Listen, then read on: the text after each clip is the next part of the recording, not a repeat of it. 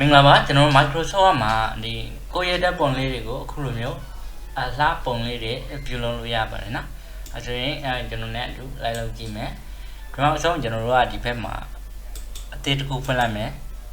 ပြီးတော့ရင် blank document ယူလိုက်မှာနော်ဒီနေရာလေးမှာကျွန်တော်လုပ်ထားတာ A4 စာရွက်နဲ့လုပ်ထားတာဖြစ်တဲ့အတွက်ကျွန်တော် A4 သွားချိန်လိုက်ပါမယ် layout ထဲကိုသွားမယ်ပြီးတော့ရင်ဒီမှာ A4 ပါနော်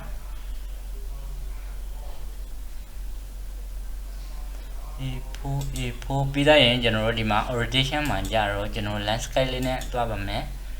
ပြီးတော့ margin မှာကြတော့ကျွန်တော်တို့ဒီဘက်မှာစာရေးဖို့အတွက်မဟုတ်တဲ့အတွက်ကျွန်တော်တို့ကဒီမှာ custom margin ကိုတွားမယ်ပြီးတော့ရင် top price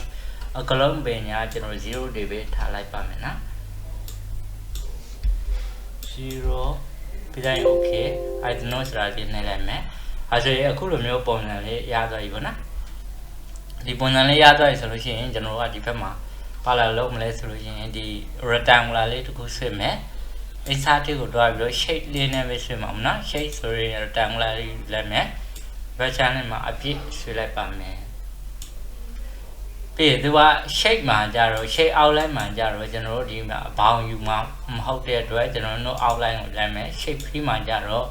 ကျွန်တော်တို့ဒီမှာတရားလေးလေးယူလို့ရတယ်သူတွေမဟုတ်ကျွန်တော်ကဒီဘက်မှာ gradient ဆိုရဲရိုးစက်ထားတဲ့အရာလေးတွေယူပါမယ်ပြီးဒီဘက်မှာ gradient ဆိုတာလေးလိုက်နော်အဲဆိုရင်ကျွန်တော်လောက်ထားတဲ့ပုံစံဒါကျွန်တော်လောက်ထားတာနော်ခုနကကျွန်တော်လောက်ထားတဲ့ပုံစံဒီနေရာမှာအယောင်ပြောင်းခြင်းတွေဆိုရင်စေပုံးလေးတွေထပ်တိုးခြင်းတွေဆိုလို့ရှိရင်လည်းဒီဘက်မှာ plus ဆိုတဲ့နေရာလေးရှိတယ်တကယ်လို့မလိုအဲ့လိုပြန်ထုံးမယ်ဆိုလို့ရှိရင်ဒီဘက် channel မှာရှိတဲ့ remove gradient ဆိုတာလေးရှိတယ်နော်တက်ရှိခဲလေးနဲ့အဲဒါအယောင်ပြောင်းမယ်ဆိုလို့ရင်အောက်မှာဒီမှာစေပုံးလေးတွေရှိပါတယ်ဒီဘက်ကကိုကြိုင်နေတဲ့အယောင်လေးတွေလိုက်ပြောင်းပါမနော်စေပုံးတစ်ခုချင်းမှာကျွန်တော်ကနေပြီးတော့အယောင်တွေလိုက်ပြောင်းလို့ရပါတယ်โอเคဒါဆိုဒီပုံစံလေးကိုကြိုက်ပြီဆိုလို့ရှိရင်ဒီဘက်ကဒီကောင်လေးရှုပ်နေမှာဆိုတော့ close နဲ့ပိတ်လိုက်ပါမယ်ပြီးရင်ကျွန်တော်တို့ဒီဘက်မှာနောက်ထပ် insert ထဲကိုသွားပြီးတော့ shape လေးတစ်ခုယူလိုက်ပါမနော် white shape လေးကျွန်တော် wine ကို wine ဆက်လေးရချင်တယ်ဆိုလို့ချင်း keyboard က shift key လေးကိုပြီးပြီးတော့ဆွဲလိုက်ပါပြီးရင်ကိုလိုချင်တဲ့ပုံစံဒါအကြီးအသေးကိုမုံတယ်ပြီးတော့ကိုကအကြီးလုံးမယ်အကြီးလုံးပေါ့နော်ပြီးတော့ဒီ shape လေးကိုပဲကျွန်တော် outline ကကြာတော့မယူပါဘူးနော် no outline ပြီးတော့ဒီကောင်လေးကို shape ကို copy ကူးမယ် keyboard control C ပြီးတော့ control V နဲ့လာရှာလိုက်ပါမယ်အဲဆိုရင်ဒီ shape လေးတွေကို shape ဖို့အတွက်ဆိုလို့ရှိရင်ကျွန်တော်တို့ဘယ်မှာသွားရှင်းလို့ရတယ်ဒီမှာ alignment မှာသွားရှင်းလို့ရတယ်ဒီဘက်မှာ align ဒီဘက်မှာ methodically ဆိုတာလေးကအလေးသေးတယ်မှာထားမယ်ဆိုတာလေးကိုနှိပ်လိုက်မယ်နှစ်ခုလုံးကိုဒီတိုင်းပဲထားလိုက်ပါမယ်နော်ပြီးရင်ဒီမှာဒီကောင်လေးတွေကိုကြာတော့ကျွန်တော်ကဒီဓာတ်ပုံလေးတွေထည့်ဖို့အတွက် feature ဆိုတဲ့နေရာသွားမယ် work from ပြီးတော့ကို down ထားတဲ့ကိုရဲ့ဓာတ်ပုံလေးတွေတင်ထားတဲ့နေရာလေးကိုသွားပါနော်ကျွန်တော်ကဒီ download ထဲမှာရှိတယ်ခုနထည့်လိုက်တဲ့ဓာတ်ပုံပြီးတော့ဒီကောင်လေးကိုကြာတော့ကျွန်တော် insert ကိုနှိပ်လိုက်မယ်ကျွန်တော်ဓာတ်ပုံလေးတွေက sign ကကြည့်လို့မကောင်းဘူးဆိုလို့ချင်းဒီကောင်လေးကိုပြန်ပြင်လို့ရပါတယ်ဒီဘက်မှာ feature format ဆိုတဲ့နေရာလေးသွား cross မှာကျွန်တော် fit ဆိုတာလေးကိုသွားပါနော်အဲဆိုရင်ဓာတ်ပုံလေးတွေကိုကြည့်မလားဒါစမတ်ကြကြကြည့်လို့ရပါတယ်နော်ပြီးတော့ရင်ကျွန်တော် cross ကိုနှိပ်လိုက်ပါဒီပုံစံလေးရပြီပါနော်နောက်ထပ်တစ်ပုံထည့်မယ်ကျွန်တော်ဒီဘက်ကပုံမှန်ပါပဲနော် shape fee ဆိုတဲ့နေရာလေးသွားမယ်ဒီ picture ကိုသွားမယ်ခုနကဒီပုံလေးပြန်ထည့်မယ်ရလားဒီပုံလေးကကျွန်တော်က sign ကမချင်ရသေးတဲ့အခါကျတော့သူက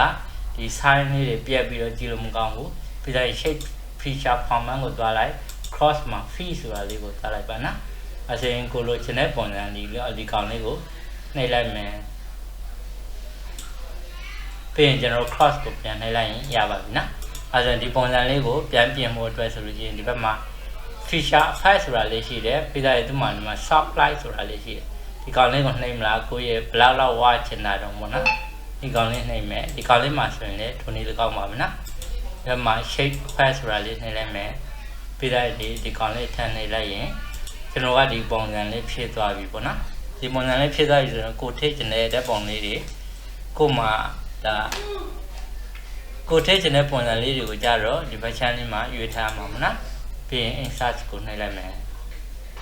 ပြီးဒီကောင်လေးတွေကကြာတော့ကျွန်တော်ဒီအပေါ်တင်ရမှာဖြစ်တဲ့အတွက်စကွေးကိုနှိပ်လိုက်ပါမယ်နော်ပြီးဒီပုံစံလေးသေးလိုက်ပါမယ်ပြီးဒီနေရာမှာကိုကြိုက်တယ်လို့ထားပါနော်ပြီးသားတဲ့အခါကြာလို့ရှိရင်ကျွန်တော်ကဒီဘက်မှာinsert က shape ဆိုတဲ့နေရာသွားမယ် rectangular လေးပြန်ဆွဲပါမယ်လေးတော့ဒီအလဲအရှိလေးဆွဲလိုက်ပါမယ်နော်ပြီးရင်ဒီကောင်လေးကိုဒီမှာလာချိန်ပြီးသူ့ကိုဘာလုပ်လို့ရလဲဆိုရင်ကျွန်တော်တို့အယောင်လေးတွေဖြည့်လို့ရပါတယ်ပေါ့နော်ပဲချမ်းလေးမှာအယောင်လေးတွေဖြည့်ပါကိုလိုချင်တဲ့ပုံစံဖြည့်လို့ရပါတယ်ကျွန်တော်အဖြူပေးလိုက်ပါမယ်shape outline မှာကြာတော့ကျွန်တော်အယောင်ယူပါဘူးနော်โอเคပြီးရင်ကျွန်တော်ကဒီကောင်လေးကိုအောက်ချမယ်ဆိုလို့ရှိရင်ဒီကောင်လေးမှာဒီဘက်မှာ bring forward ဆိုတာအပေါ်ကိုတင်တာမနော် sun to back ဆိုတာကျတော့အနောက်ကိုပို့တာပါနော်ဒီလောက်ထိအနောက်ကိုပို့ကြမလို့ပါဘူးကျွန်တော်ဒီကောင်လေးကို sun to back ဆိုတာလေးကိုပို့လိုက်ပါမယ်ဆိုရင်ဒီကောင်လေးကဒီဘက်ရောက်သွားပြီပါနော်ဒီကောင်လေးရောက်သွားပြီဆိုလို့ရှိရင်ကျွန်တော်ဒီကောင်လေးကို copy ယူမယ် control C control V နဲ့ဒီမှာလာရှာလိုက်မယ်သူ့ကိုကြတော့နည်းနည်းလောက်တေးလိုက်တေးလို့ရရတယ်ပြီးတော့ text position ဆိုတာလေးနှိပ်လိုက်အပေါ်တင်လို့ရတော့ပါမယ်နော်ကျွန်တော်တို့ဘယ်လောက်တင်ပါလဲပြီးတော့သူ့ကိုကြတော့ဒီဘက်က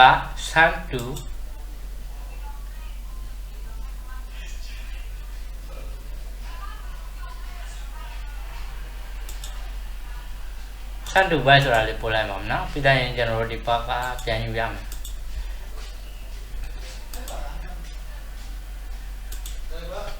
โอเคပြီးတော့ကျွန်တော်တို့ဒီကောင်လေးကိုကြတော့ဒီ feature layout ထဲကိုတစ်ချက်သွားမယ်နော်ဒီမှာ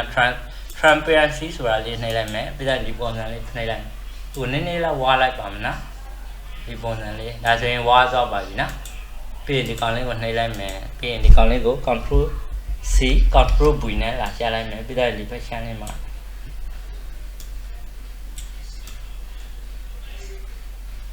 โอเคသူတို့နှစ်ခုကိုကျွန်တော်တို့ group ဖွဲ့လိုက်ပါမယ်နော်ဒီကောင်လေးကိုထွားပြီးတော့ keyboard က shift key လေးပြီးဒါဆိုရင် right click နှိပ်ပြီးတော့ကျွန်တော်တို့ဒီမှာ group ဆိုတာလေးရှိတယ်အဲ့ကောင်လေး group ဖွဲ့လိုက်ပြီး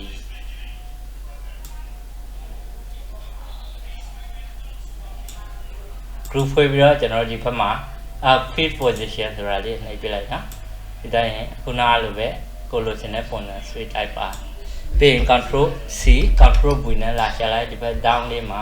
နည်းနည်းလောက်ဆွဲလိုက်ပါနော် okay ပြီးရင်ဒီကောင်လေးကို control V နဲ့လာနောက်တစ်ခါပြန်ရှာလိုက်ပါမယ်နော် control C control V ပြီးတော့ဒီဘက် down လေးမှာလာရှာလိုက်မယ်ဆိုရင်ဒီပုံစံလေးရသွားပါပြီနော်ဒီပုံစံလေးရပြီဆိုလို့ရင်ကျွန်တော်စာရေးဖို့အတွက်ဆိုလို့ရှိရင် insert ထဲကိုသွားပြီးတော့draw text file လေးနဲ့ဆွဲရပါမယ်ပြီးရင်ကိုရွေးချင်တဲ့စာလုံးလေးပေါ်အတွက်ကျွန်တော်ဒီညာလေးမှာနေလို့ရတယ်မြန်မာစာနဲ့ရေးမယ်ဆိုရင်လည်းရပါတယ်နော်ဘယ်ချမ်းလေးမှာစာလုံးဖောင်းလေးကိုနည်းနည်းလောက်ကြည့်လိုက်မယ်ဒါတော့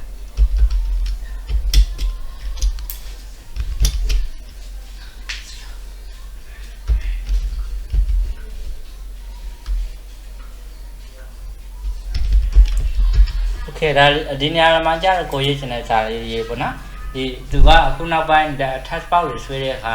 ဒီ shape fee တွေပါလာတယ်အဲ့ဒီကောင်လေးကိုရှုပ်ပေးရမယ် note fee ပြီးတိုင်း note online ပေါ့နော်ဒီကောင်လေးတွေမယူပါဘူးပြီးရကျွန်တော်တို့ဒီကောင်လေးကို select ပေးပြီးတော့ font size လေးကိုနည်းနည်းလောက်ကြည့်လိုက်ပါမယ် select လုပ်ပေးဖို့လိုအပ်တာပေါ့နော် select ပေးမယ်ပြီးတိုင်းဒီမှာကိုလိုချင်တဲ့ font style လေးတွေလေဒီဘက်ချမ်းမှာမြန်မာစာရေးမဆိုရင်ရပါတယ်နော်โอเคပြီးရင်ဒီစာလုံးလေးကိုနည်းနည်းလောက်ကြည့်လိုက်မယ်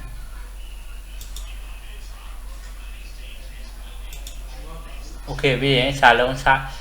အရောင်ကိုကြတော့မင်းကြိုက်နေတဲ့အရောင်ပြောင်းလိုက်ပါကျွန်တော်ကတော့အဖြူလေးပြောင်းလိုက်ပါမယ်ပြီးဒီကောင်လေးတွေမှာမင်းကြိုက်နေတဲ့နောက်ထပ်စာလေးတွေပေါ့နော် control C control V ဒီဘက်မှာတခုဆွဲထားလိုက်မယ်စာလုံးအရောင်လေးတွေကိုကြတော့ gradient အရောင်လေးထားလို့ရပါတယ်ပေါ့နော်control V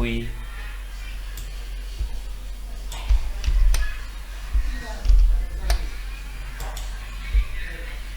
group